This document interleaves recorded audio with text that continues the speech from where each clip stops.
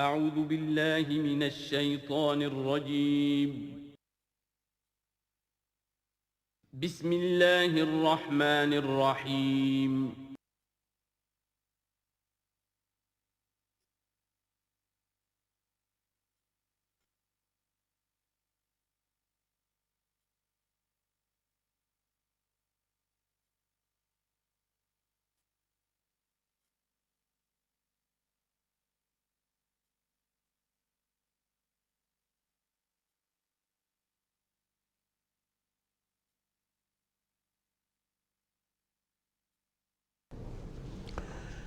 الحمدللہ وکفی والصلاة والسلام علی عبادہ الذین اصطفیٰ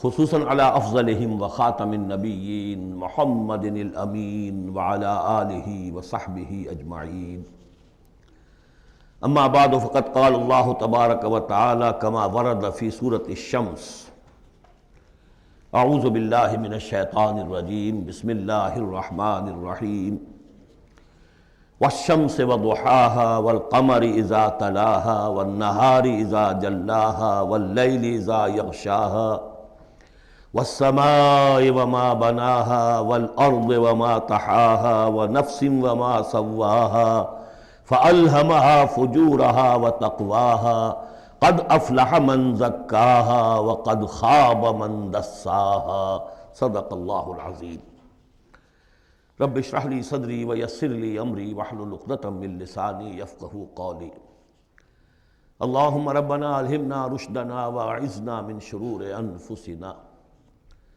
اللہم ارنا الحق حقا وارزقنا اتباعہ وارنا الباطل باطلا وارزقنا اجتنابہ اللہم وفقنا لما تحب وترضى اللہم زک انفسنا فإنک خیر من زکاها اللہم ربنا آنس وحشتنا فی قبورنا وارحمنا بالقرآن العظیم اللہم اجعلہ لنا اماما ونورا وہدا ورحمہ اللہم ذکرنا منہ ما نسینا وعلمنا منہ ما جہلنا وارزقنا تلاوتہ آناء اللیل وآناء النہار واجعلہ لنا حجتا یا رب العالمین آمین۔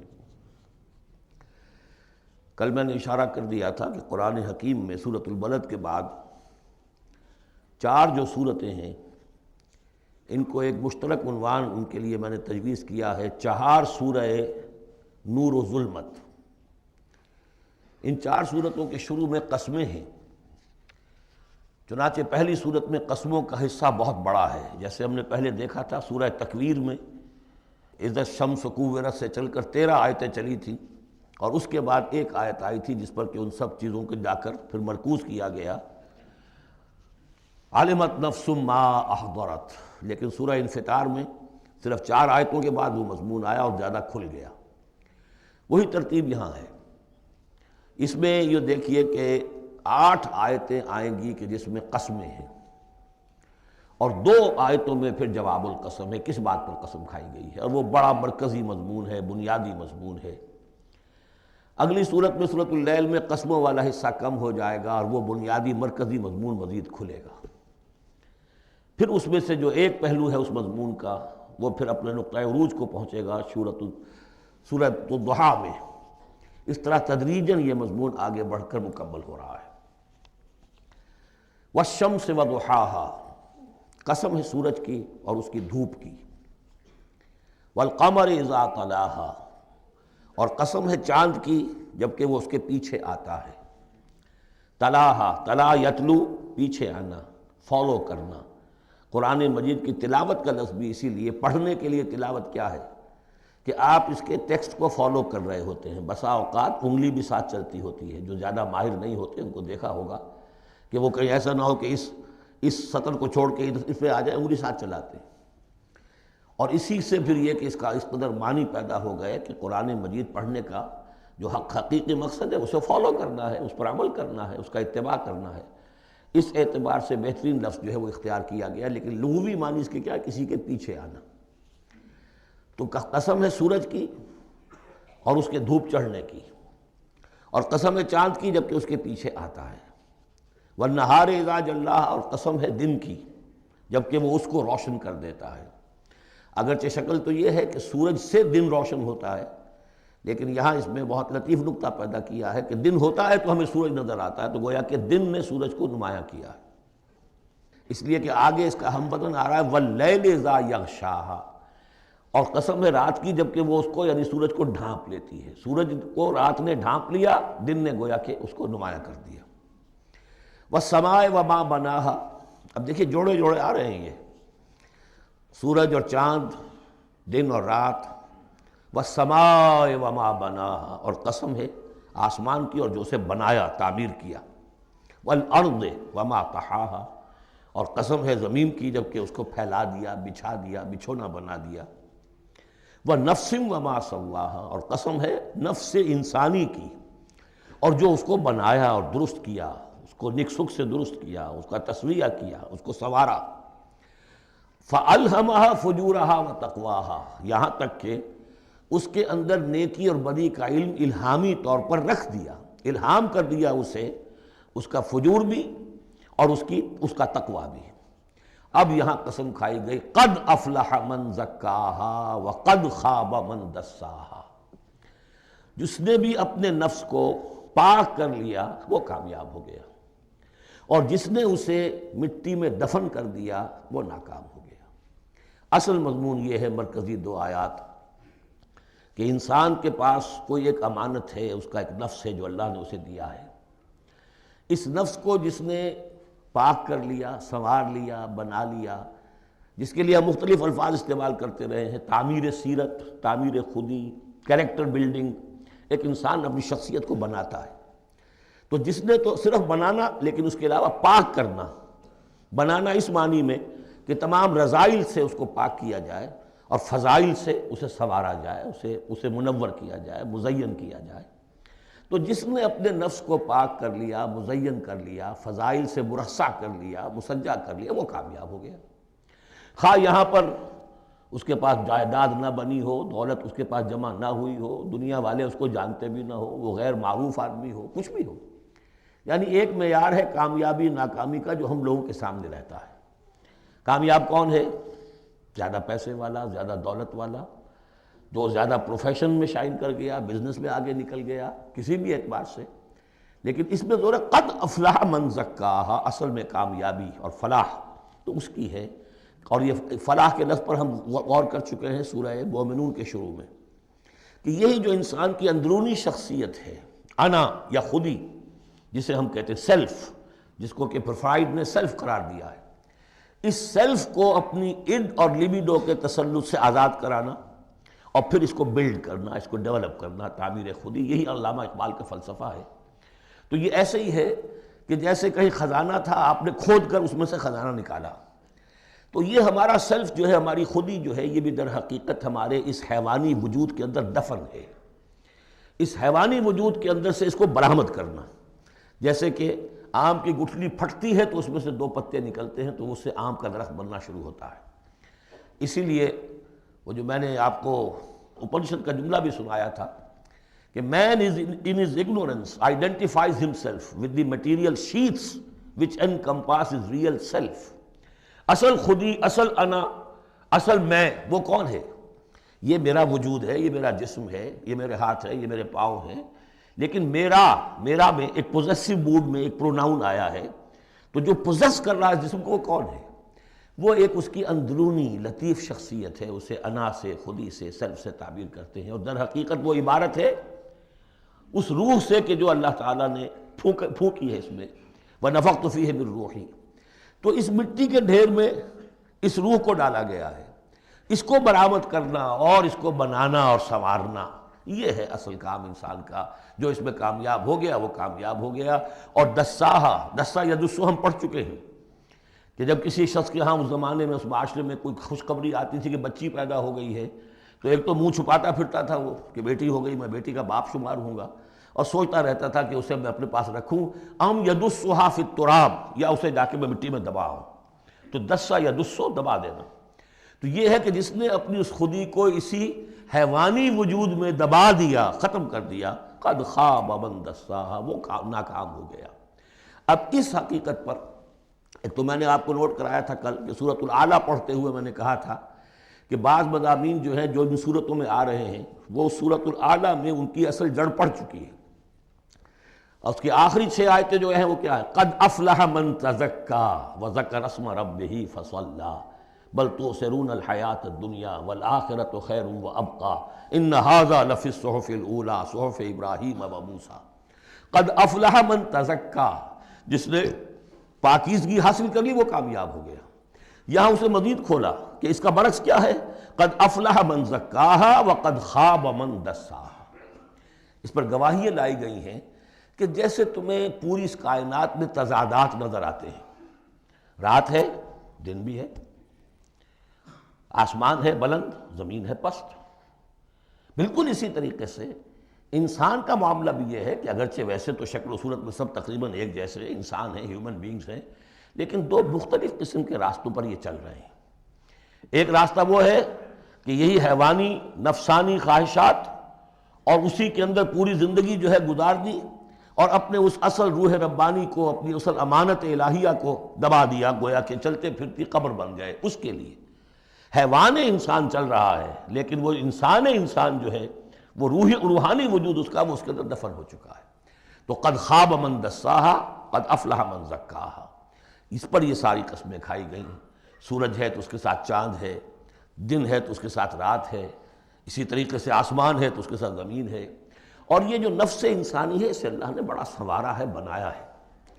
اس نفس کے اندر بھی ایک ودیت کر دیا ہے نیکی اور بدی کا شعور۔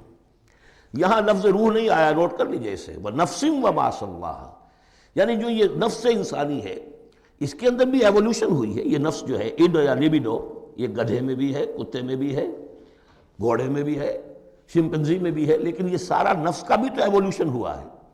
اس ایولیوشن کا مرتبہ آیا ہے انسان میں آ کر، وہ یہ ہے کہ انسان میں اس کے اندر ایک حس پیدا ہو گئی ہے، مورل سینس، کہ کچھ چیزوں کو وہ سمجھتا ہے کہ یہ بری ہیں، کچھ چیزیں اچھی ہیں۔ اور یہ اتنا یونیورسل کانسیپٹ ہے کہ جس کو یوں سمجھیے کہ جس معاشرے میں جائیے سچ بولنا اچھا ہے، جھوٹ بولنا برا ہے۔ یہ کبھی ایسا نہیں ہوا کسی نے کہا ہو کہ جھوٹ بولنا اچھا ہے، سچ بولنا برا ہے۔ وعدہ کر کے پورا کرنا اچھا ہے، وعدہ خلافی کرنا برا ہے۔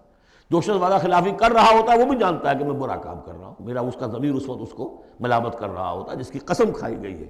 لا اقسم بیوم القیامہ ولا اقسم بالنفس اللوامہ، یہ تمہارے اپنے اندر جو ہے مائی کانشنس از پنچنگ می، بھائی، کہ تمہارے اندر ایک اخلاقی حس ہے۔ یہ اخلاقی حس نفس انسانی میں ودیت شدہ ہے۔ روح میں جو کچھ ہے وہ تو اور بڑی شے ہے۔ روح انسانی میں تو معرفت خداوندی ہے اور محبت خداوندی ہے، دونوں چیزیں روح انسانی کے اندر موجود ہیں۔ ابھی یہاں سے نفس کی بات ہو رہی ہے۔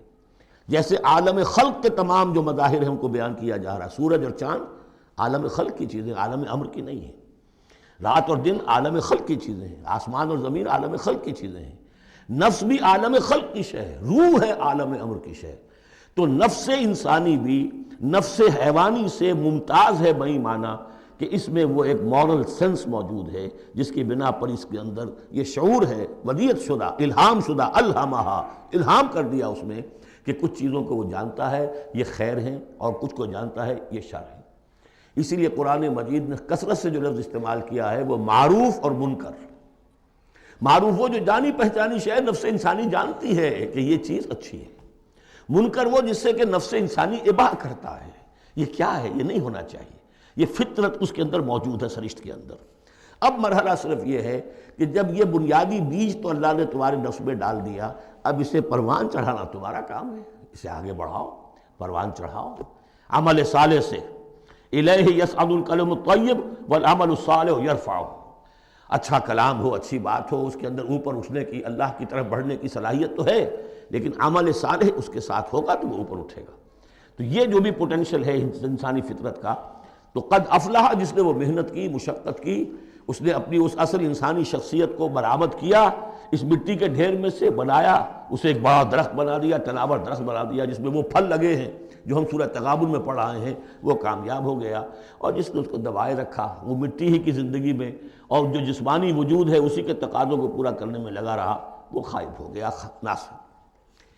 اب اس کے بعد یہ کہ یہ معاملہ جس طرح انڈیویجولز کا ہوتا ہے ایسے ہی کسی معاشرے کا بھی ہوتا ہے۔ معاشرے میں بھی کچھ لوگ ہوتے ہیں کہ جو خیر کی طرف بلانے والے، کچھ ہوتے ہیں کہ جو بدی کی طرف بلانے والے، جس طریقے سے فرد کے اندر موجود ہے، اسی طریقے سے پھر اس کے اندر بھی اگر ایک قوم کا اجتماعی ضمیر جو ہے وہ زندہ رہے اور امر بالمعروف نہی عن المنکر کا فریضہ وہاں سر انجام دیا جاتا رہے تو معاشرے کی خیر ہوگی۔ اور اگر اخلاقی حزب بحیثیت مجموعی اس درجے کمزور ہو جائے کہ قوم کا اجتماعی ضمیر مردہ ہو جائے اور پھر اسے حص ہی نہ رہے، وائے ناکامی متائے کارواں جاتا رہا، کارواں کے دل سے احساس زیاں جاتا رہا، وہ احساس ہی نہ رہے اجتماعی سطح پر کہ یہ بدی ہے اور یہ برا کام ہے، یہ منکر ہے، تو پھر وہ تباہ ہوتی ہے۔ اس کی ایک مثال دی ہے، کذبت ثمود بطغواہا، قوم ثمود نے بھی جھٹلایا تھا اپنی سرکشی کے باوجود۔ اذ انبعث اشقاہا، جب ان کا جو سب سے شقی انسان تھا وہ کھڑا ہوا اور اس نے پھر اونٹنی کو جو اللہ تعالیٰ نے بطور معجزہ دی تھی اس کو اس نے ہلاک کر دیا۔ قال لهم رسول اللہ ناقۃ اللہ وسقیاہا، ان سے کہہ دیا تھا اللہ کے رسول نے کہ دیکھو یہ اللہ کی اونٹنی ہے اور اس کا پانی پینے کی جو باری کا دن ہے اس میں کوئی گڑبڑ پیدا نہ کرنا۔ فکذبوہ فعقروہا، انہوں نے اسے جھٹلا دیا اور اس کی کونچیں کاٹ ڈالی۔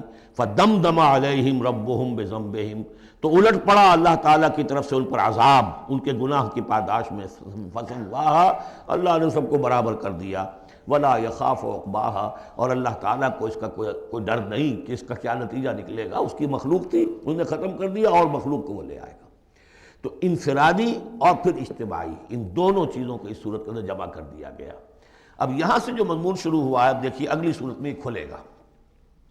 اگلی صورت میں دو جوڑے آ رہے ہیں صرف، واللیل اذا یغشا، قسم ہے رات کی جبکہ وہ ڈھانپ لیتی ہے، والنہار اذا تجلی، قسم ہے دن کی جبکہ وہ روشن ہو جاتا ہے۔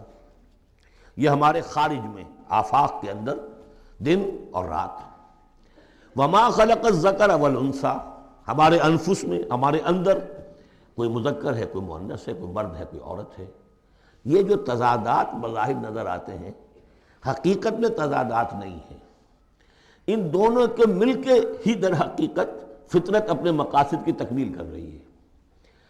دن اور رات کے فرق سے ہی سارا نباتاتی نظام جو ہے یہ وہ سارا کا سارا اسی کے ساتھ وابستہ ہے، اسی سے اس کا ریسپریٹری سسٹم ہے، اسی سے یہ فوٹو سنتھسس اور سب کا یہ جو سولر انرجی ہے اس کا درختوں کی لکڑیوں میں آ کے سٹور ہو رہا ہے، یہ کیا ہو رہا ہے، یہ سارا کا سارا دن اور رات کے ساتھ ہے۔ اسی طریقے سے مرد اور عورت، اگر یہ فرق نہ ہو تو اولاد کیسے ہو، آگے نسل کیسے چلے؟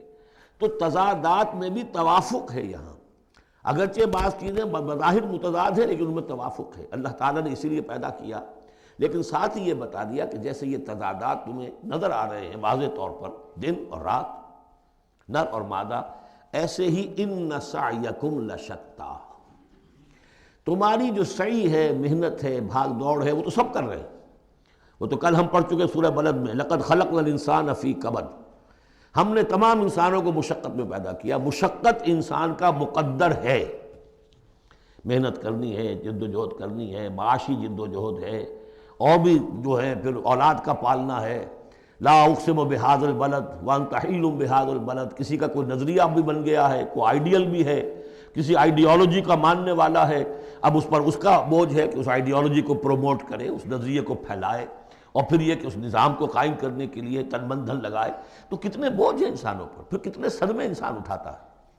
تو فرمایا کہ لا اقسم بہذا البلد وانت حل بہذا البلد ووالد وما ولد لقد خلقنا الانسان فی کبد، مشقت تو ہر ایک کو کرنی ہے، لیکن جو نتیجے نکلتے ہیں مشقت کے وہ بالکل برعکس ہیں، رات اور دن کا سا تضاد ہے ان میں۔ ان سعیکم لشتی، کوئی شخص اس محنت کے نتیجے میں اپنے آپ کو جنت کا مستحق بنا لیتا ہے، کوئی شخص اسی محنت کے نتیجے میں اپنے آپ کو دوزخ کا مستحق بنا لیتا ہے، راستے جدا ہو جاتے ہیں۔ اس کی بڑی پیاری تشریح ایک حدیث میں آئی ہے، حضور نے فرمایا کل نفس یغدو، ہر جان جو ہے صبح جب ہوتی ہے ہر انسان کی، فبائع نفسہا، پھر یہ کہ وہ اپنے نفس کو بیچتا۔ اب کوئی دفتر جا رہا ہے اپنی صلاحیت بیچ رہا ہے، کوئی بیچارہ وہ چونکہ اور کچھ نہیں سیکھ سکا تھا، اینٹیں ڈھو رہا ہے، تعمیر کا جہاں ہو رہی ہے، کوئی کسی چلا رہا ہے، کوئی ہل چلا رہا ہے، کسی کی مشقت، کوئی اپنی جسمانی جو قوت ہے وہ بیچ رہا ہے، کوئی اپنی ذہنی صلاحیت، اپنی ایکسپرٹیز، ڈاکٹر ہے اس نے بڑی مشکل سے فن حاصل کیا ہے، وہ بیٹھ کے فیس لے رہا ہے، لیکن بیچ رہا ہے اپنے آپ کو، اپنا وقت بیچ رہا ہے۔ تو کل نفس یغدو فبائع نفسہ فموتقھا وموبقھا، دن بھر کی محنت کر کے شخص ایک وہ شخص ہے جس نے حلال کو پیش نظر رکھا، حرام سے بچا، جھوٹ نہیں بولا، کسی کو دھوکہ نہیں دیا، کسی کے ساتھ جو ہے بے ایمانی نہیں کی، وہ شام کو آئے گا تو مشقت تو اس نے بھی کی ہے لیکن یہ لے کر آئے گا اللہ کی رحمت۔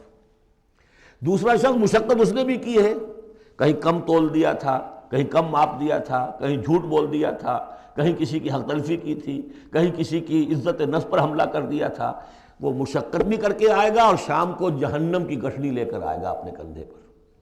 یا وہ نفس کو جہنم سے آزاد کرا کے آیا شام کو، اور یا وہ شام کو جہنم کے عذاب کی ایک گٹھڑی لے آیا ہے۔ تو کل نفس یغدو فبائع نفسہ فموتقھا وموبقھا۔ اب وہ بات ہے، اب یہ اس اعتبار سے سمجھ لیجئے کہ میرے نزدیک قرآن مجید کی اہم ترین یہ صورت ہے۔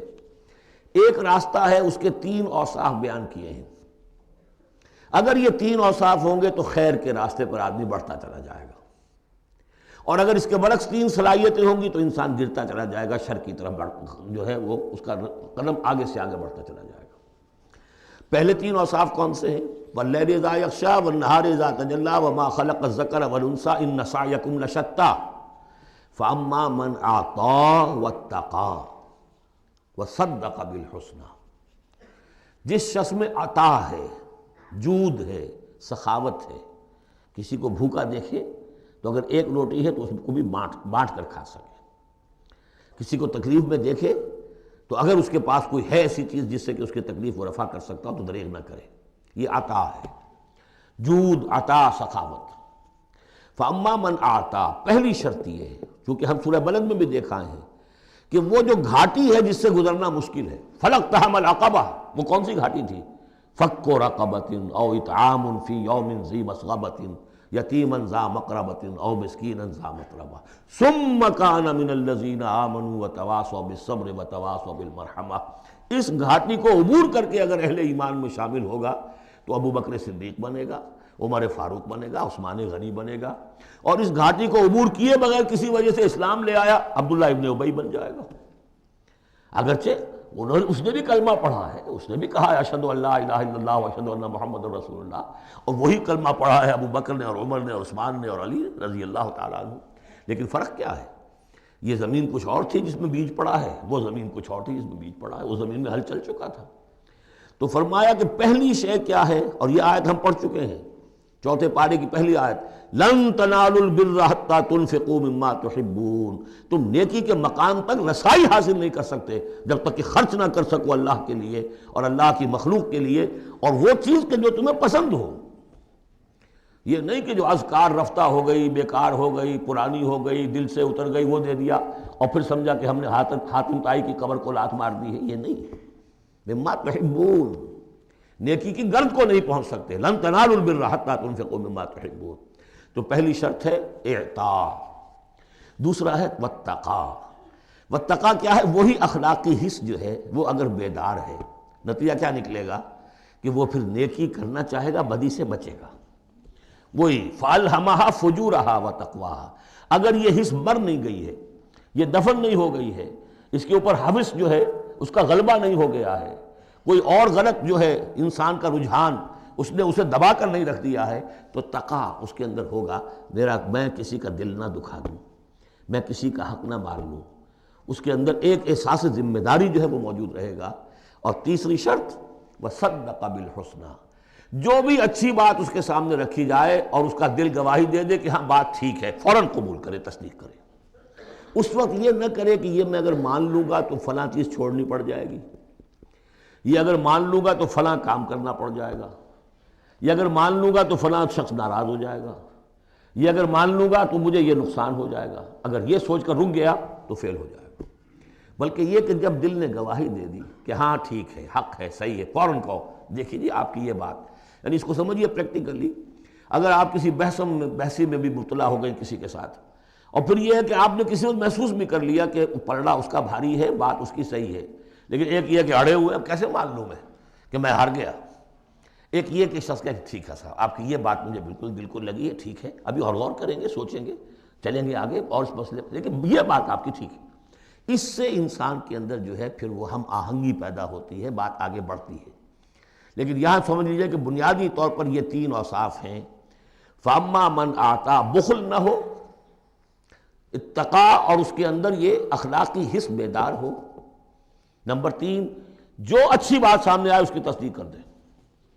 فَسَنُيَسِّرُهُ لِلْيُسْرَىٰ، تو ہوتے ہوتے ہم آسانی سے، اب یہ لفظ بھی آ چکا تھا سورہ علق میں، وَنُيَسِّرُكَ لِلْيُسْرَىٰ، میں نے کہا تھا اس لفظ کو یہاں نوٹ کر لیجئے اور یہیں سے یہ بات آگے کھلے گی. فَسَنُيَسِّرُهُ لِلْيُسْرَىٰ، جس شخص میں یہ تین اوصاف ہوں گے ہم انہیں رفتہ رفتہ رفتہ رفتہ سب سے اونچی اور سب سے اچھی جو آسانی والی شاید منزل ہے جنت، وہاں پہنچا دیں گے. اب اس کے برعکس دیکھیے ترتیب. وَأَمَّا مَن بَخِلَ، اعطاء کے مقابلے میں بخل آ گیا. وَاسْتَغْنَىٰ، بے پرواہ ہے، اسے پرواہ ہی نہیں. دریا کو اپنی موج کی طغیانیوں سے کام، کشتی کسی کی پار ہو یا درمیان رہے، ہمیں سے کیا غرض ہے؟ وہ تو اپنی اس میں دھن میں لگے جا رہے ہیں. کسی کا دل مسل دیا، کسی کے جذبات کے اوپر جو ہے ٹھیس پہنچا دی، کسی کو کچھ کر دیا، کسی کا مال ہڑپ کر لیا، کسی کو اور کسی طرح سے اس کی عزت کے اوپر جو ہے کوئی حملہ کر دیا، چلے جا رہے. استغنا، انہیں یہ احساس ہی نہیں ہے کہ کوئی نیکی اور بری کا معاملہ بھی ہے اور مجھے سیدھے راستے پر چلنا ہے، برائی کے راستے پر نہیں. وَكَذَّبَ بِالْحُسْنَىٰ، اچھی بات پیش کی جائے جھٹلا دے. دل گواہی دے چکا ہے کہ بات اچھی ہے لیکن پھر جھٹلا دے، کسی تعصب کی وجہ سے، کسی ضد کی وجہ سے، تکبر کی وجہ سے، ہٹ دھرمی کی وجہ سے.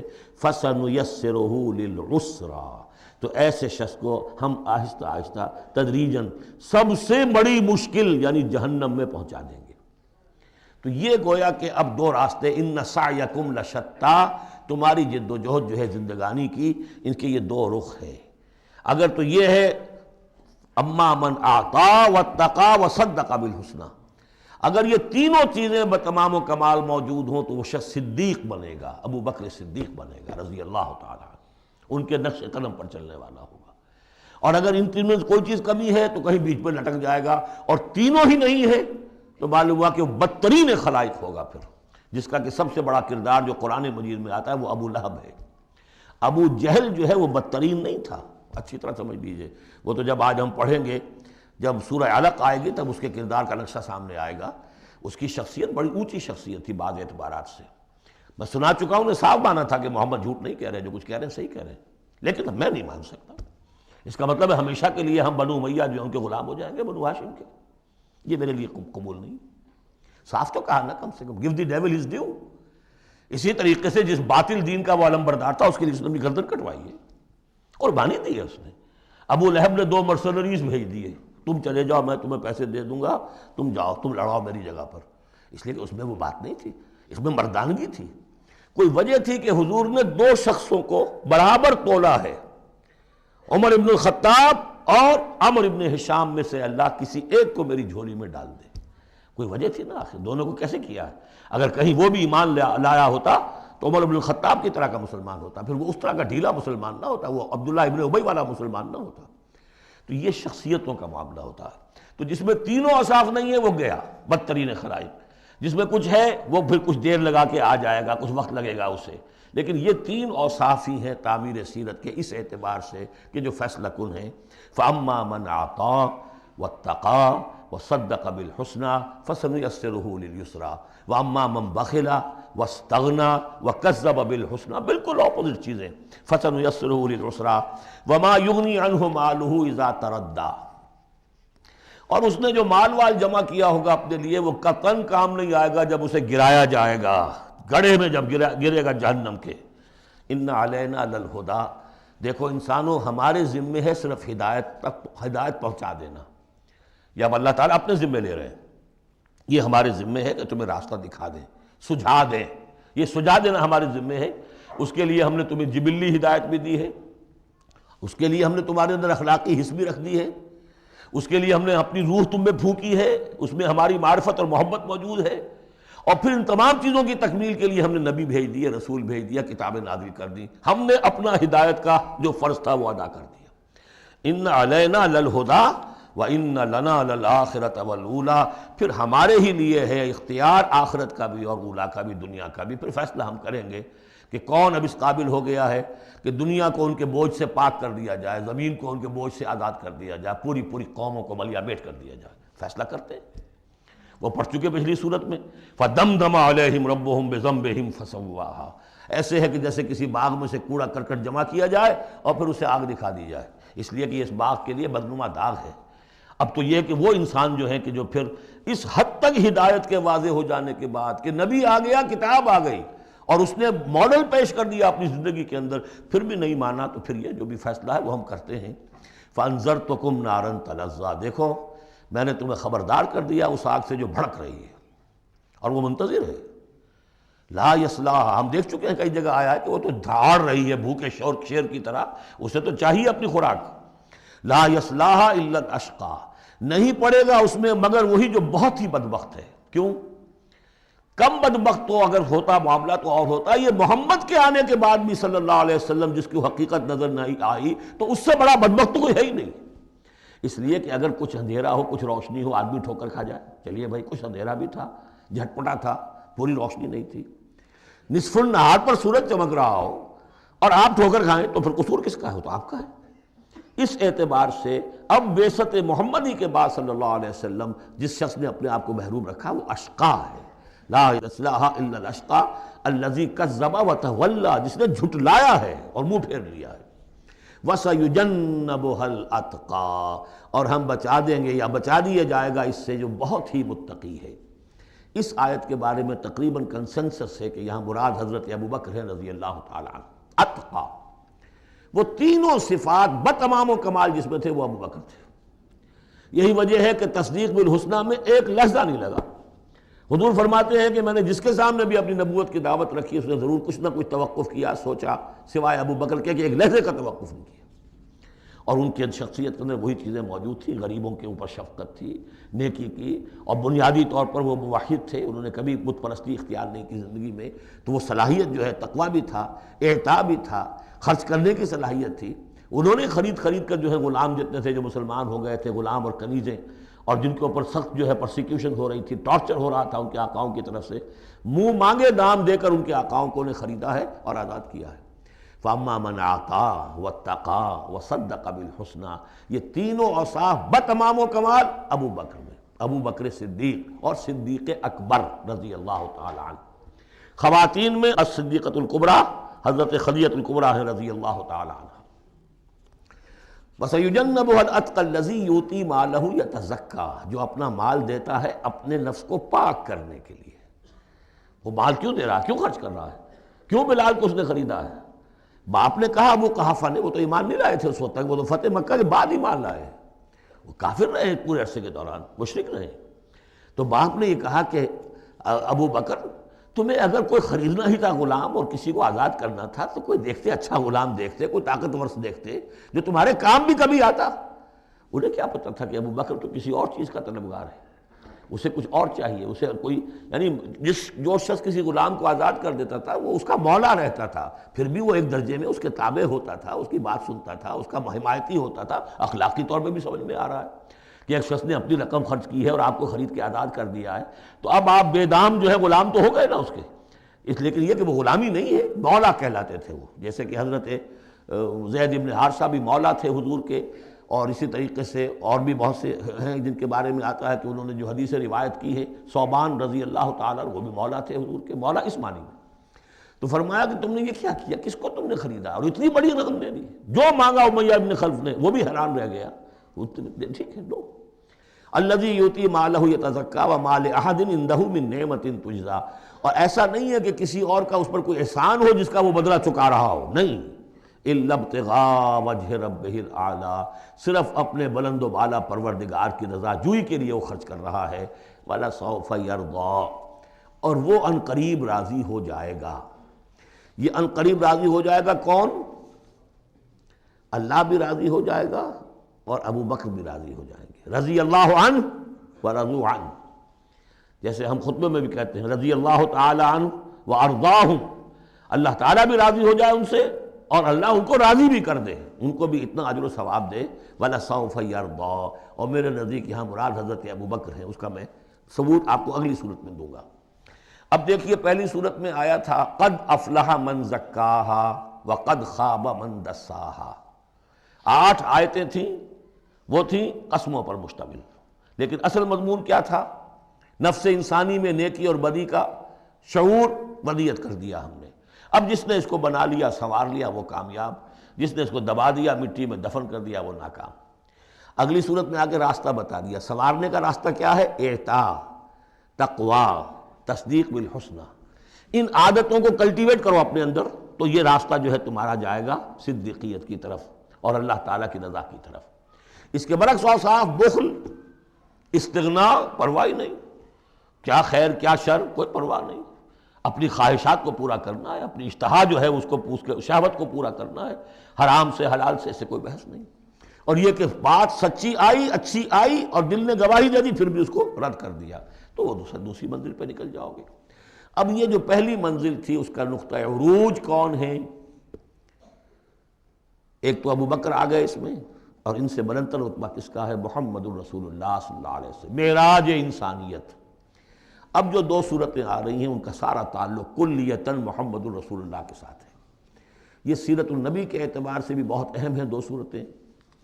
بعض اعتبار سے جو صوفیانہ اس میں مسائل آئے ہیں، اور عام طور پر ہمارے مفسرین، ایسے مفسرین خصوصاً جدید دور کے کچھ ریشنلسٹ قسم کے لوگ، وہ تو ان مطالب کی گرد کو بھی نہیں پہنچے۔ ہمارے جو پرانے مفسرین ہیں، چونکہ ان کا ذوق جو ہے وہ ان کے اندر، وہ ذوق بھی اندر ہے موجود ان کے اندر، اسلام کے اور دین کے باطنی حقائق، قرآن کے باطنی حقائق کا، تو میں اس کے حوالے سے چند چیزیں آپ کو بتاؤں گا۔ سورۃ الضحیٰ کا اس کا جو شان نزول ہے وہ یہ ہے کہ کچھ دنوں کے لیے، ایک تو بالکل شروع میں جو رک گئی تھی فترت وحی، اس کے علاوہ پھر ایک موقع آیا ہے کہ کچھ عرصے کے لیے بہت دن گزر گئے، حضرت جبرائیل نہیں آئے، اور آپ کے اوپر ایک شدید قسم کی جو ہے وہ پریشانی طاری ہو گئی۔ کچھ لوگوں نے بھی طعنہ دینا شروع کر دیا، کچھ عرصے سے محمد تم نے کوئی نئی وحی نہیں سنائی، کیا ہوا تمہارا شیطان کیا چلا گیا بس؟ اب کوئی ایسا بھی بتایا گیا کہ ایک دفعہ کہیں متواتر کئی راتوں تک آپ رات کو اٹھے نہیں، تو کہا وہ تمہارا شیطان تمہیں چھوڑ گیا ہے۔ کوئی ساتھ کے رہنے والی عورت جو تھی کہ رات میں نے سنی نہیں تمہاری کوئی پڑھنے کی جو تم پڑھا کرتے تھے، شاید شیطان تمہیں چھوڑ گیا ہے۔ خود آپ کو جس قدر ایک اشتیاق رہتا تھا کہ وہی آئے اور آپ کی وہ روح کو جو ہے مزید اور غذا اور تر و تازگی جو ہے وہ مسلسل ملتی رہے، اس کی وجہ سے یہاں تک آتا ہے کہ حضور فرماتے ہیں کہ اس درجے میں رنج اور غم میں تھا کہ میں سوچتا تھا کہ میں پہاڑ کے اوپر چڑھ کر اپنے آپ کو گرا دوں۔ بربنائے طب بشری، اس درجے حضور کے اوپر جو ہے یہ شاخ گزر رہا تھا کہ وہی کیسے بند ہو گئی۔ اور اس میں یہ بھی تھا کہ اللہ ناراض تو نہیں ہو گیا، کیا مجھ سے کوئی خطا تو ایسی نہیں ہو گئی، یہ سبب کیا ہوا ہے؟ یہ ہے وہ کیفیت کہ جس کے اندر یہ آیتیں نازل ہو رہی ہیں۔ اور اب آپ اس کو سمجھ لیجئے کہ اس کا نفسیاتی اور انسان کی باطنی کیفیات کے ساتھ کیا تعلق ہے۔ انسان پر دو طرح کی کیفیات طاری ہوتی رہتی ہیں، جیسے میں نے پہلے ایک دفعہ آپ کو بتایا صدیق اور شہید کے درمیان جو فرق ہے بنیادی، کہ کچھ بنیادی طور پر لوگ ایکسٹروورٹس ہوتے ہیں، کچھ بنیادی طور پر انٹروورٹس ہوتے ہیں۔ ایکسٹروورٹس کھیل کود بھاگ دوڑ، لوگوں سے ملنا جلنا، گفتگو ہے، اسے دھکا دے دیا، اس سے مذاق کر لیا، اسی میں وہ خوش رہتے ہیں، بڑے مگن رہتے ہیں، تنہائی انہیں کاٹ کھانے کو دوڑتی ہے۔ اور ایک انٹروورٹس ہوتے ہیں کہ وہ مجلس وغیرہ کو نہیں ہوتے، اپنے تنہائی میں کہیں بیٹھے ہیں، غور و فکر کر رہے ہیں، سوچ بچار کر رہے ہیں، انہیں وہ مجلس سے زیادہ اپنا گوشہ تنہائی جو ہے وہ زیادہ عزیز ہوتا ہے۔ تو یہ دو مزاج اللہ نے بنائے ہیں۔ اسی طرح ہر انسان کے اوپر آلٹرنیٹلی کچھ کیفیات آتی ہیں، جس کو ہم کہتے ہیں میرا موڈ آف ہے، ایک طرح کا قبض سا ہو جاتا ہے طبیعت میں بندش سی ہوتی ہے، کسی وقت اسی شخص کے اندر پھر انشراح سا ہو جاتا ہے، پھر ہنسنے بولنے کو جی چاہتا ہے، گفتگو کرنے کو جی چاہتا ہے۔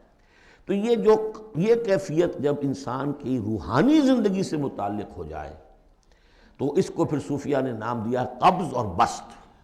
کبھی طبیعت میں انشراح ہے، انبساط ہے، طبیعت جو ہے وہ آمادہ ہے، ہر چیز میں روشنی کا پہلو آدمی دیکھ رہا ہے، ہر چیز کے اندر آپ کو معلوم ہے ایک تاریک رخ بھی ہوتا ہے کسی معاملے کا اور روشن رخ بھی ہوتا ہے، اس وقت انسان روشن رخ کو دیکھتا ہے۔ اور ایک وقت میں آتا ہے کہ طبیعت میں بندش سی لگ گئی ہے، جیسے اندر کوئی پکڑ لیا کسی نے، اب طبیعت جو ہے وہ بھی اپنے اندر وہ انقباض محسوس کر رہی ہے، اور پھر آدمی پیسیمسٹک ہو جاتا ہے، نا امید سا ہوتا ہے، پھر اسے ہر معاملے کا تاریک پہلو زیادہ نظر آنے لگتا ہے۔ تو یہ قبض اور بسط کی کیفیات ہیں۔ جب کبھی قبض کی کیفیت ہو، قاضی ثناء اللہ پانی پتی رحمۃ اللہ علیہ نے تفسیر مظہری میں لکھا ہے کہ قبض کی کیفیت میں اس صورت کا پڑھنا تریاق ہے۔ جس طرح حضور صلی اللہ علیہ وسلم کے لیے گویا کہ اس وقت جو وحی کا بند ہو جانا تھا وہ گویا کہ ایک طرح کے انقباض اور قبض کی کیفیت پیدا ہوئی تھی، اس میں اب اللہ تعالیٰ فرما رہے ہیں والضحیٰ، قسم ہے دن کے دھوپ چڑھنے کے وقت کی، واللیل اذا سجا، اور قسم ہے رات کی جبکہ وہ چھا جائے یا ساکن ہو جائے، سجا کے دونوں معنی ہیں سکون۔ اب دیکھیے ان دونوں کو کیوں لائے؟ اس لیے کہ صبح ہے، حرکت ہے، برکت ہے، چلنا ہے، دوڑنا ہے، ہر شخص جا رہا ہے، ادھر جا رہا ہے، ادھر جا رہا ہے۔ رات کو سکون ہو گیا، تاریکی چھا گئی اور شور ہنگامہ ختم ہو گیا، لیکن یہ رات اور دن دونوں ضروری ہیں انسان کے لیے۔ یہاں کا نظام چلانے کے لیے اگر رات ہی رات ہوتی تب بھی یہ دنیا نہ چلتی، اور دن ہی دن ہوتا تب بھی نہ چلتا، تو رات بھی ضروری ہے۔ اسی طریقے سے نفس انسانی کے لیے کبھی کبھی قبض کا وقفہ بھی ضروری ہے۔ آپ اسے یہ نہ سمجھیں کہ اللہ تعالیٰ ناراض ہو گیا، یہ بھی ہماری تربیت کا ایک یوں سمجھیے کہ ایک جز ہے۔ ما ودعک ربک وما قلی، آپ کے رب نے آپ کو رخصت نہیں کیا ہے، نہ ہی وہ آپ سے ناراض ہوا ہے۔ وللآخرۃ خیر لک من الاولی، اور اس کے بعد جو وقت آئے گا اس قبض کے بعد وہ پہلی سے بھی بہتر ہوگا۔ اور میں حیران ہوتا ہوں کہ کیسے غالب نے وہ بات کہی ہے کہ جو بالکل ترجمانی ہے اس کی، رکتی ہے میری تباہ تو ہوتی ہے رواں اور، یعنی یہ کہ جب میری طبیعت کے اوپر کبھی کبھی رکاوٹ سی آ جاتی ہے، اب شعر جو ہیں اچھے نازل نہیں ہو رہے، لیکن جب وہ رکاوٹ سے میں نکلتا ہوں، اس قبض سے نکلتا ہوں، رکتی ہے میری تباہ تو ہوتی ہے رواں اور، اس لیے کہ اس قبض کے بعد جب مرحلہ آتا ہے انبساط کا اور انشراح کا تو وہ ایک قدم آگے ہوتا ہے، آدمی اس پہلی کیفیت سے ایک درجہ جو ہے اس کا بڑھ چکا ہوتا ہے۔ وَلَلْآخِرَةُ خَيْرٌ لَكَ مِنَ الْأُولَىٰ، یقیناً پچھلی ہر گھڑی، ہر ساعت اور ہر قبض کے بعد آنے والا انبساط آپ کے لیے پہلے سے اونچا درجہ لے کر آئے گا۔ وَلَسَوْفَ يُعْطِيكَ رَبُّكَ فَتَرْضَىٰ، ان قریب آپ کا رب آپ کو اتنا کچھ دے گا، اتنا کچھ دے گا، آپ کی محنتوں کے وہ نتائج سامنے آئیں گے کہ آپ راضی ہو جائیں گے۔ اب دیکھیے پچھلی صورت ختم ہوئی تھی وَلَسَوْفَ يَرْضَىٰ، یہاں ہے وَلَسَوْفَ يُعْطِيكَ رَبُّكَ فَتَرْضَىٰ، صرف ضمیر کا فرق ہے، کیونکہ صدیق پر وحی نہیں آتی براہ راست خطاب نہیں کیا جا سکتا، وہاں وہ صیغہ جو ہے وہ غائب کا ہے وَلَسَوْفَ يَرْضَىٰ، اور چونکہ نبی وہ ہے جس پر وحی آ رہی ہے، براہ راست مخاطب ہے، تو وَلَسَوْفَ يُعْطِيكَ رَبُّكَ فَتَرْضَىٰ، آپ کا رب اتنا کچھ دے گا کہ آپ راضی ہو جائیں گے۔ اب یہ کہ اسی قبض کی حالت میں پھر اللہ تعالیٰ اپنے احسان جتا رہا ہے، اور یہ بہترین ہے۔ کبھی طبیعت پر ڈپریشن ہو اس طرح کی اور قبض کی کیفیت ہو تو آدمی یاد کرے کس کس مرحلے پر اللہ نے میری دستگیری فرمائی، کن کن مراحل پر اللہ تعالیٰ نے مجھے مشکلات سے نکالا، اس سے وہ حوصلہ بڑھتا ہے۔ اور اس کو بھی سمجھیے کہ اسی انداز میں الم یجد کا یتیما فآویٰ، یہ سیرت النبی کے بڑے اہم حصے ہیں جو اس میں آ گئے ہیں۔ آپ کی پیدائش یتیمی میں، پوسٹیومس چائلڈ، باپ تو پہلے ہی فوت ہو چکا ہے، 6 سال کی عمر میں والدہ گئی، 8 سال کی عمر میں دادا گئے، اور وہ یعنی جو آپ نے دیکھا ہے ابتدائی زمانہ زندگی کا تو وہ یتیمی کا۔ الم یجد کا یتیما فآویٰ، کیا اس نے اے محمد آپ کو نہ پایا کہ آپ یتیم تھے، پھر پناہ دی، آپ کے لیے بندوبست کیا، دادا کے دل میں جو شفقت ڈالی، پھر آپ کے تایا زبیر کے دل میں جو شفقت ڈالی۔ عبد المطلب کے بعد فوراً ابو طالب کا نام آتا ہے، حالانکہ یہ غلط ہے تاریخی اعتبار سے۔ عبد المطلب کے بعد کافی عرصے تک زبیر جو آپ کے تایا تھے وہ سرپرست تھے، پھر ان کے انتقال کے بعد ابو طالب کا معاملہ آیا، لیکن ان کو بیچ میں سے غائب کر دیا گیا ہے۔ بہرحال اللہ تعالیٰ جو بھی کسی کے دل میں ڈالتا ہے، آخر ابو طالب کے دل میں محبت ڈالی تو کس نے ڈالی؟ وہ ہم پڑھ چکے ہیں سورہ طٰہٰ میں، وَأَلْقَيْتُ عَلَيْكَ مَحَبَّةً مِّنِّي، حضرت موسیٰ علیہ السلام کی موہنی صورت کے اوپر اللہ تعالیٰ فرماتے ہیں ہم نے اپنی محبت کا پرتو ڈال دیا کہ تمہیں دیکھنے کے بعد وہ قتل کرنے کے ارادے سے باز رہ گئے، ان کے ہاتھ شل ہو گئے، ایسی موہنی صورت اسے قتل کر لیں۔ وَأَلْقَيْتُ عَلَيْكَ مَحَبَّةً مِّنِّي وَلِتُصْنَعَ عَلَىٰ عَيْنِي، یہ ہوا ہے۔ تو فرمایا الم یجد کا یتیما فآویٰ ووجدک ضالا فہدیٰ، اور پھر جب آپ شعور کی پختگی کو پہنچے اور غور و فکر کا مرحلہ آیا، حقائق میں انسان کو سوچ بچار کا مرحلہ آیا، اور آپ کو دیکھا کہ آپ تلاش حقیقت میں سرگرداں ہیں تو ہدایت دی۔ وہ آگے آ جائے گا، بہت قریب پہنچ گئے ہم، اقرأ بسم ربک الذی خلق، وہ مرحلہ جب آئے گا۔ وَوَجَدَكَ عَائِلًا فَأَغْنَىٰ، اور پایا آپ کو تنگ دست تو غنی کر دیا۔ کس طرح سے راستہ پیدا کیا ہے۔ خدیجہ الکبریٰ رضی اللہ تعالی عنہا نے جو بھی ان کے آپ کے محاسن دیکھے کتنی گرویدہ ہوئی ہیں، بڑے بڑے سردار قریش کے جو ہے ان سے نکاح کے خواہش مند تھے، انہوں نے خود جو ہے اپنی لونی کے ذریعے سے پیغام دیا ہے حضور کو۔ تو یہ ساری چیزیں جو ہیں ان کی ساری دولت جو ہے وہ پوری کی پوری انہوں نے لا کر حضور کے قدموں میں ڈال دی ہے۔ وَوَجَدَكَ عَائِلًا فَأَغْنَىٰ فَأَمَّا الْيَتِيمَ فَلَا تَقْهَرْ۔ تو اے نبی تقاضے ان تینوں چیزوں کے کیا ہیں؟ ہم نے آپ کو یتیم پایا، پناہ دی، اب آپ بھی یتیم کے سرپرستی کیجئے، کسی یتیم کو اس کے اوپر کوئی جبر نہ ہو، سختی نہ ہو۔ وَأَمَّا السَّائِلَ فَلَا تَنْهَرْ، اور آپ جب کہ تلاش حقیقت میں سرگرداں تھے تو ہم نے آپ کو ہدایت دی، اسی طریقے سے اب آپ کو بھی کوئی شخص سائل بن کر آپ کے پاس آئے، سوال کرے، اسے جھڑکنا نہیں ہے۔ اسے جو بھی سائل دونوں طرح کے ہوتے ہیں، سوال کرنے والا کوئی علمی سوال اور سوال کرنے والا کوئی مالی مدد کے لیے۔ وَأَمَّا بِنِعْمَةِ رَبِّكَ فَحَدِّثْ، اور جو ہدایت تمہیں دی ہے ہم نے اب اسے عام کرو، یہ نعمت ہے، آپ کے رب کا انعام ہے، یہ ہدایت جو آپ کو عطا ہوئی ہے اس کو بیان کرو۔ اس کے بیان کرنے میں یہ بھی ہے کہ اللہ کے انعامات کا چرچا انسان کرے اس کا شکر ادا کرنے کے لیے، اور یہ بھی ہے کہ اس کو پھیلائے اور عام کرے، دوسروں تک پہنچائے، ورنہ وہ بخل ہو جائے گا کہ وہ دولت جو ہے ہدایت کی اس کو آدمی صرف اپنی ذات تک محدود رکھے اور اس کا جو خیر ہے وہ دوسروں تک نہ پہنچائے۔ سورۃ الانشراح، بسم اللہ الرحمن الرحیم۔ الم نشرح لک صدرک ووضعنا عنک وزرک الذی انقض ظہرک ورفعنا لک ذکرک۔ کیا ہم نے آپ کے لیے آپ کے سینے کو کھول نہیں دیا، انشراح نہیں دے دیا آپ کو، اور آپ پر جو ایک بوجھ پڑا ہوا تھا وہ اٹھا نہیں لیا۔ الذی انقض ظہرک، جو آپ کی کمر کو دوہرے کیے دے رہا تھا، توڑے دے رہا تھا۔ ورفعنا لک ذکرک، اور ہم نے آپ کے ذکر کو بلند کر دیا۔ فإن مع العسر یسرا ان مع العسر یسرا، تو یقیناً مشکل کے ساتھ ہی آسانی ہے، یقیناً مشکل کے ساتھ ہی آسانی ہے۔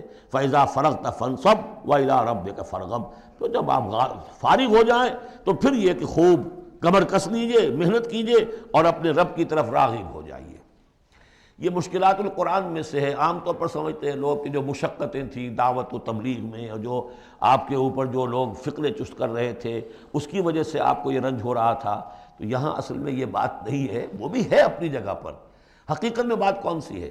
اور کیونکہ یہ بھی معلوم ہے کہ یہ بالکل ابتدائی زمانے کی صورتیں ہیں، لہذا اس دور میں تو ابھی اس طریقے کا جو ہے کوئی بہت زیادہ پرسیکیوشن بھی نہیں تھی، بہت زیادہ مخالفت بھی نہیں تھی، اس سے کہیں زیادہ بڑے مراحل سے آپ کو گزرنا پڑا ہے۔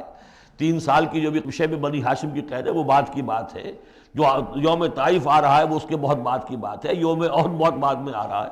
یہ اصل میں کیا ہے، جس شخص کو اللہ تعالیٰ نبوت دیتا ہے اس کی سب سے زیادہ جو خواہش ہوتی ہے وہ اللہ کے ساتھ لو لگا کر بیٹھا رہے، اور رسالت کا فریضہ ایسا ہے کہ جاؤ خلق خدا کو ہدایت کا راستہ دکھاؤ۔ اب کہاں وہ کیفیت، دن ڈھونڈتا ہے پھر وہی فرصت کے رات دن بیٹھے رہے تصور جانا کیے ہوئے، کہاں اللہ کی طرف رخ کر کے اللہ کا بندہ کھڑا ہے رات کے وقت، کیا اس کی کیفیت ہے، اس کے قلب کی، اس کی روح کی کیا انشراح ہے، کیا انبساط ہے، کن بلندیوں پر اس وقت وہ ہے، کس روحانی وسعتوں کے اندر جو ہے وہ اس وقت پیراکی کر رہا ہے، اور کب جا رہے کسی نے کہہ دیا پاگل ہے، کسی نے کہہ دیا کہ یہ تو مجنون ہے، دیکھو ذرا یہ شخص ہے جو کہتا ہے آپ کے معبودوں کو کہ یہ غلط ہے۔ اب اس کا ایک تقدر ہو رہا ہے دل کے اوپر، کہاں وہ کیفیت۔ علامہ اقبال نے اسے لکھا ہے، 4th لیکچر ہے ان کا جو خطبات میں سے، شیخ عبد القدوس گنگوہی رحمۃ اللہ علیہ کا قول دیا ہے۔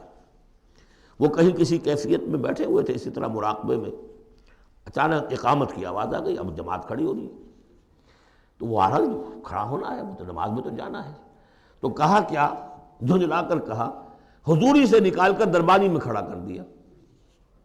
اس وقت جس مراقبے کی کیفیت میں میں تھا وہ تو حضوری کی کیفیت مجھے حاصل تھی، اب میں دربانی میں آ گیا ہوں یہاں پر۔ نماز تو آپ پڑھیں گے تو امام کے پیچھے پڑھیں گے، اس نے کہا اللہ اکبر تو کرنا ہی ہے رکوع، چاہے ابھی آپ کے دل چاہ رہا ہے اور قرآن پڑھا جائے تو کیسے ہوگا، تو اس کا حکم ماننا آپ نے۔ آپ چاہ رہے ہیں سجدے میں پڑے رہے ابھی سر نہ اٹھائیں، لیکن وہ تو کہے گا اللہ اکبر، تو سر آپ نے اٹھانا ہی ہے۔ تو وہ ایک اور نظام ہے، وہ نظام باجماعت ہے، اس سے ایک جماعت کی تشکیل جو ہے وہ مطلوب ہے، اور ایک ہے انسان کا اپنا روحانی طرف ہو، اس کے کچھ اور تقاضے ہوتے ہیں۔ تو جیسے حضرت موسیٰ سے کہا گیا ہر دفعہ آپ نے دیکھا اذهب الى فرعون انه طغى، اور وہ اگر وہیں پر رہتے ڈیرا لگا دیتے، ہر وقت گفتگو ہو رہی ہے، مخاطبہ مکالمہ مل رہا ہے، تو جو لذت اس میں تھی، اس کے اندر جو ہے وہ جو مشقت ہے وہ یہ تھی۔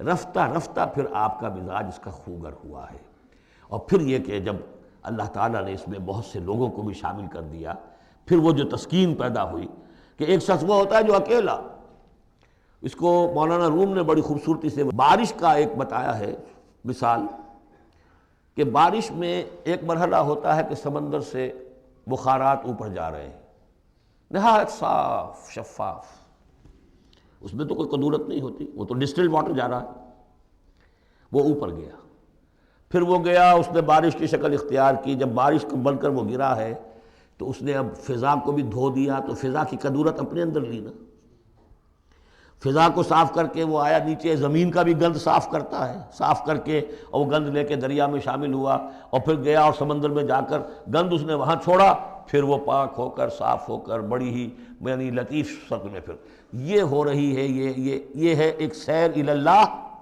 اللہ کی طرف بڑھا جا رہا ہے۔ رات کو اللہ کا بندہ کھڑا ہے اور اللہ سے مناجات ہو رہی ہے، یہ وہ ہے بخارات کا اوپر اٹھنا، نہایت پاکیزہ لطیف کیفیت۔ اور جب آپ آئے ہیں تو بارش کے مانند ہیں، اب آپ دھو رہے ہیں، تو جو دھو رہے ہیں اس سے خود اپنے آپ کو بھی تقدر ہوتا ہے، کسی نے کچھ کہہ دیا، کسی نے کچھ کہہ دیا، کسی نے کچھ کہہ دیا، کسی نے فقرہ چست کر دیا، اب آپ کو ضرورت ہے کہ پھر ذرا اپنے آپ کو بھی صاف کریں دوبارہ، پھر رات کو کھڑے ہو جائیں۔ سیر الی اللہ، سیر فی اللہ، سیر عن اللہ الی اللہ، یہ جو ہے جو تبلیغ کا اور فریضہ رسالت ہے، یہ بھی سیر الی اللہ ہے نتیجے کے اعتبار سے، لیکن اس وقت عن اللہ ہے، اللہ کی طرف تو پشت ہو گئی۔ اب دیکھیے جب آپ نماز میں کھڑے ہیں تو رخ کدھر ہے؟ اللہ کی طرف، جا رہے ہیں تبلیغ کے لیے تو اللہ کی طرف تو پشت ہو گئی، اب تو آپ جا رہے ہیں تو خلق کی طرف آپ کا رخ ہے، اللہ کی طرف تو پشت ہے۔ اس حوالے سے وہ عروج ہے، یہ نزول ہے، اور یہ نزول جو ہے یہ بڑا شاق گزرتا ہے کسی ایسے شخص پر جسے عروج کی لذت حاصل ہو گئی ہو۔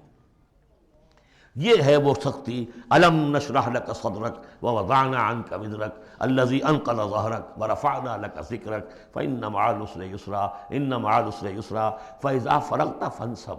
اے نبی وہ وقت آ جائے گا، آپ اپنے اس فرض منصبی سے جب فارغ ہو جائیں گے، جب اللہ کا دین غالب آ جائے گا، پھر آپ یکسو ہو کر وہ جو آخر میں آیا اذا جاء نصر اللہ والفتح ورأیت الناس يدخلون فی دین اللہ افواجا فسبح بحمد ربک واستغفر انہ کان توابا، پھر آپ ہمہ وقت اسی کام میں لگ جائیے۔ اور اسی لیے حضور نے اس وقت آخری فیصلہ کیا، اللہم فی الرفیق الاعلی، بس اب میں فارغ ہوا اور اب میں مزید تاخیر نہیں چاہتا۔ حالانکہ نبیوں کو یہ آپشن ملتا ہے، اگر آپ ابھی چاہیں تو اور رہ سکتے ہیں دنیا میں، یہ آپشن ملا ہے۔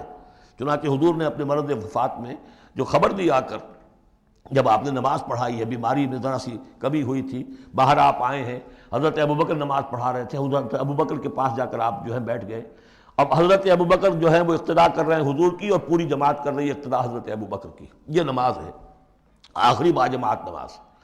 اس میں حضور نے فرمایا اللہ نے اپنے بندے کو ایک آپشن دی ہے، ایک اختیار دیا ہے، وہ چاہے تو، اب جو ایگزیکٹ الفاظ یاد نہیں ہے، نتیجہ اس کا یہی ہے کہ چاہے تو ابھی دنیا میں اور رہے، تو بندے نے اللہ کو قبول کر لیا ہے۔ حضرت ابوبکر رو پڑے، اور لوگ حیران ہوئے، رو کیوں رہی ہے، یہ میں تو کوئی بات ایسی ہے نہیں۔ ان کی سمجھ میں آ گیا تھا کہ آپ نے اپنے انتقال کی خبر کر ہمیں دے دی ہے۔ تو یہ فیصلہ اللہم فی الرفیق الاعلی، یہ جو شاخ گزر رہا تھا نا، یہ جو دنیا کے اندر معاملہ دعوت و تبلیغ، یہ اس روحانی جو ربط ہوتا ہے اللہ کے ساتھ، اس کے اعتبار سے اس میں رکھنا پڑتا ہے، کہاں وہ کیفیت، کہاں یہ کیفیت۔ اور اس کی وجہ سے جلدی آپ نے فرمائی، میں سمجھتا ہوں کہ اگر ابھی جو لوگ، یہ اتنا عظیم انقلاب برپا ہوا تھا عرب میں، اور یہ رأیت الناس يدخلون فی دین اللہ افواجا، ان کی ابھی بڑی تربیت کی ضرورت تھی۔ یہ تربیت کے مراحل ابھی ان کے پورے نہیں ہوئے تھے۔ یہ تو صرف مکہ اور مدینہ کے لوگ تھے جو آپ کی تربیت سے اس طریقے سے بہرہ اندوز ہوئے اور ان مستفید ہوئے۔ یہ جو پورا عرب جو ہے ایمان لے آیا، اور ان کو تو آپ کی تربیت کا ابھی وقت نہیں ملا۔ بہرحال جب یہ کام ہو چکے گا اے محمد، تو بس پھر آپ ہمہ وقت اللہ کی طرف متوجہ ہو جائیے۔ سورۃ التین، بسم اللہ الرحمن الرحیم۔ یہ سورت بھی نفسیاتی فلسفیاتی اعتبار سے بہت اونچی ہے، اور وہ کیا ہے سمجھ لیجئے۔ جب کبھی اللہ کا بندہ کوئی جس کی اخلاقی حس بیدار ہو، بات وہیں سے چل رہی ہے، اخلاقی حص الہمہا فجورہا و تقواہا۔ وہ اگر کسی بگڑے ہوئے معاشرے میں بیٹھ کے دیکھتا ہے کہ ہر جگہ پر خود غرضی ہے، ظلم ہے، ہر جگہ پر ہم دیکھ رہے ہیں جھوٹ ہے، دھوکہ ہے، فریب ہے، زیادہ بیان کرنے کی ضرورت ہی نہیں، خود ہمارا جو معاشرہ ہے اس کی بہت بڑی مثال موجود ہے، شاید بڑی ہی نمائندہ جو مثال ہے دنیا کے اندر اس چیز کی، اس پہ کوئی غور کر رہا ہے تو غور کر کے بالآخر بسا اوقات انسان اس درجے پر پہنچتا ہے کہ انسان ہے ہی بہت حقیر اور بہت گندی مخلوق، اس میں خیر ہے ہی نہیں، خیر کا کوئی پہلو نہیں۔ اور یہ میں آپ سے عرض کر دوں، آج کے سارے جو ماہرین نفسیات ہیں ان سب کا حاصل یہی ہے کہ انسان میں کوئی اعلیٰ شے ہے ہی نہیں، یا پیٹ ہے، یا اس کی شہوت ہے، یا حب تفوق ہے، یا اینیمل انسٹنکٹس ہے، کسی خیر کا مجھے کسی بھی جو بھی ہو آپ کا سائیکالوجسٹ کو بتا دیجئے کہ وہ کسی خیر کا بھی آپ کے اندر کوئی سراغ لگا کر بتا سکے۔ یہ جو ایک آتی ہے انسان کے اوپر مایوسی، حساس انسان پر، اس میں یہ صورت نازل ہوئی ہے کہ انسان شر ہی شر نہیں ہے، گند کی پوٹ ہی نہیں ہے، اس میں بڑی بلندی کا پہلو بھی ہے۔ والتین والزیتون، گواہ ہے انجیر اور گواہ ہے زیتون، وطور سینین اور گواہ ہے وہ پہاڑ طور سینا، وہذا البلد الامین اور گواہ ہے یہ شہر امین، امن والا شہر۔ لقد خلقنا الانسان فی احسن تقویم، ہم نے تو انسان کو بہت بلند حساب پر، بہت عمدہ تخلیق پر بنایا تھا۔ اب قسموں کا اس کے ساتھ ربط کیا ہے؟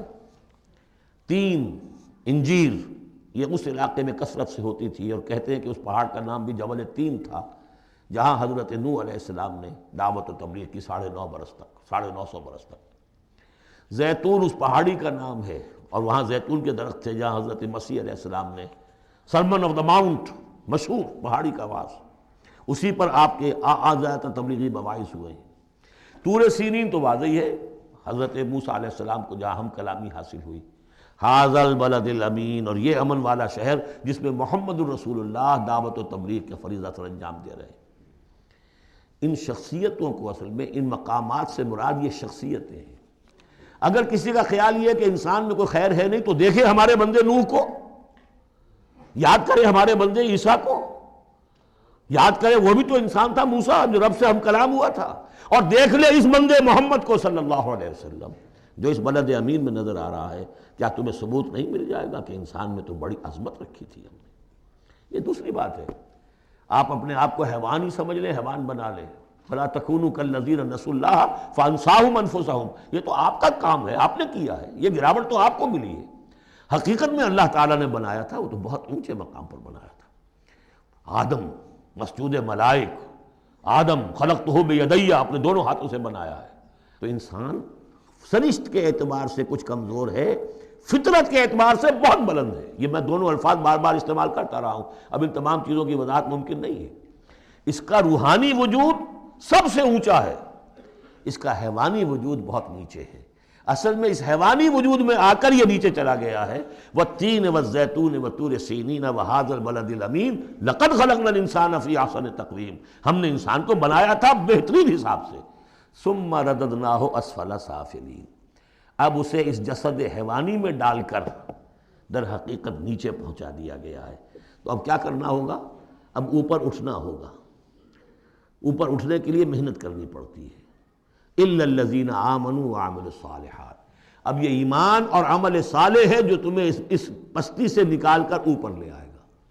جس مقام پر تم پیدا کیے گئے ہو اس مقام تک پہنچنے کے لیے پہلی محنت کیا ہے؟ آپ کے شعور اور ذہن کی آزمائش ہے کہ اللہ کو پہچانتے ہو یا نہیں، اور دوسری محنت عمل صالح ہے۔ الا الذین آمنوا وعملوا الصالحات فلہم اجر غیر ممنون، تو ان کے لیے تو اجر و ثواب ہوگا جو اس کا سلسلہ کبھی منقطع ہی نہیں ہوگا۔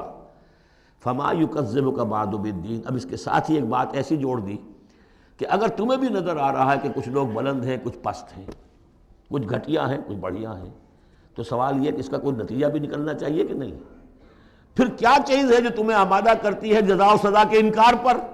الیس اللہ باحکم الحاکمین، کیا اللہ تعالیٰ تمام حاکموں سے بڑا حاکم نہیں ہے؟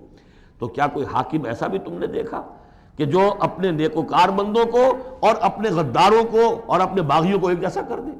تو اگر انسانوں کے اندر یہ دونوں طرح کے کردار موجود رہے ہیں جو تمہیں زیادہ نظر آ رہے ہیں وہ تو دوسری طرح کے ہیں، ہم نے بھی تمہیں دکھا دیے نا۔ موسیٰ بھی اللہ کا بندہ تھا، انسان تھا، عیسیٰ بھی تو ایک انسان تھا، یہ محمد بھی چلتے پھرتے جو ہے ثبوت ہے انسانی عظمت کا، یہ انسان کے اندر عظمت بھی ہے۔ اگرچہ ادھر اگر متوجہ نہیں ہوگے تو واقعی حیوانوں سے بھی بدتر ہو جاؤ گے۔ اولئک کالانعام بل ھم اضل۔ بارک اللہ لی ولکم فی القرآن العظیم ونفعنی وإیاکم بالآیات والذکر۔